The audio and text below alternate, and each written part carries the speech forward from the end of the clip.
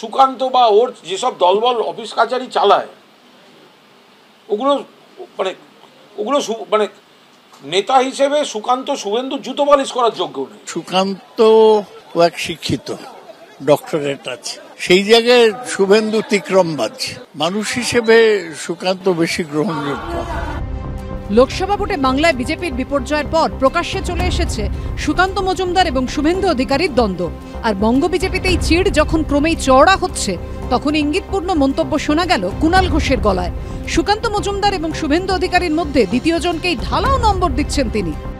এই যে সুকান্ত বাবুদের এত লাফালাফি, ক্ষমতা থাকলে শুভেন্দুর বিরুদ্ধে ব্যবস্থা নিয়ে দেখাক, মুখে কথা বলছে কেন?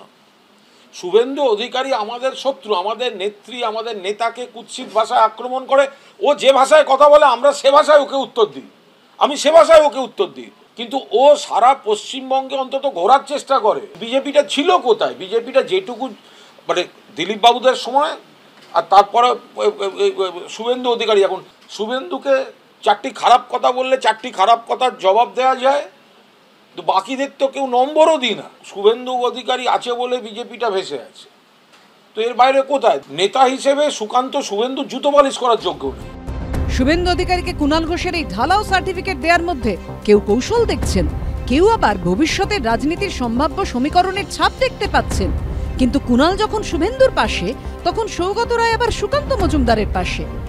আমি বলবো যে সুকান্তকে আমি যা দেখেছি, ও এক শিক্ষিত ডক্টরেট আছে, আর একদম প্রথম থেকে RSS করছে, অন্য কোনো পার্টি করেনি। সেই জায়গায় শুভেন্দু তিক্রমবাজ। আগে তৃণমূলও করতে, এখন উগ্র বিজেপি করছে। ক্ষমতা কি করে ব্যবহার করো, তো মন্ত্রীও ছিল আগে রাজ্যে, ক্ষমতা কি করে ব্যবহার করা যায় জানে। সেই তুলনায় সুকান্ত অনেক সিম্পল মানুষ। মানুষ হিসেবে সুকান্ত বেশি গ্রহণযোগ্য। একজন শুভেন্দুর পাশে আরেকজন সুকান্তর পাশে, অর্থাৎ কে কত বড় নেতা তা নিয়ে তৃণমূলেই ভিন্ন মত।